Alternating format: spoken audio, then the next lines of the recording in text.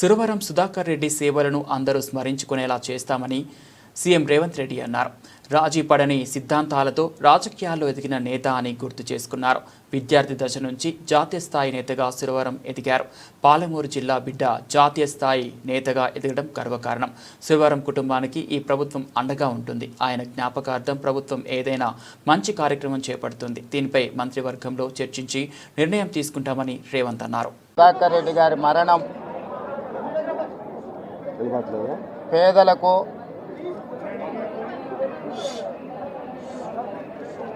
అదేవిధంగా బహుజనులకు సిద్ధాంతపరమైన రాజకీయాలను శ్వాసగా పీల్చుకునే ప్రతి ఒక్కరికి తీరని లోటు. విద్యార్థి రాజకీయాల నుండి జాతీయ రాజకీయాల వరకు చివరి శ్వాస వదిలే వరకు రాజీ పడని నిరాడంబర జీవితం, రాజీ పడని సిద్ధాంత రాజకీయం.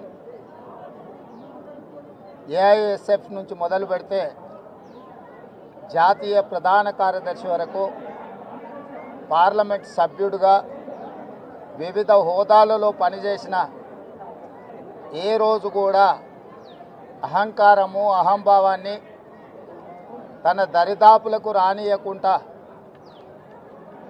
కంచుపాడు కామ్రేడ్గా, పాలమూరు జిల్లా బిడ్డగా వారు వన్నె తెచ్చిండ్రు. మొన్న జరిగిన శాసనసభ సమావేశాలలో వారు ఒక లేఖ మిత్రులు సాంబశివరావు గారితో నాకు పంపించిండ్రు. తెలుగు విశ్వవిద్యాలయానికి ఆనాడు హైదరాబాదు రాష్ట్ర విముక్తి పోరాటంలో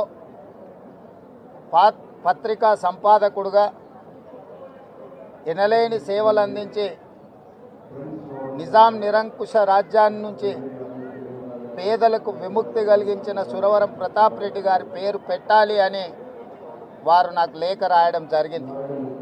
శాసనసభలో ఆ లేఖ నాకు అందించిన మరుక్షణం అక్కడికక్కడే సాంబశివరావు గారు ఇచ్చిన లేఖను సుధాకర్ రెడ్డి గారు చేసిన సూచన ప్రకారం తెలుగు విశ్వవిద్యాలయానికి తెలంగాణ ఆనాటి హైదరాబాద్ విముక్తి పోరాట యోధుడు సురవరం ప్రతాప్ రెడ్డి గారి పేరును పెట్టడం జరిగింది.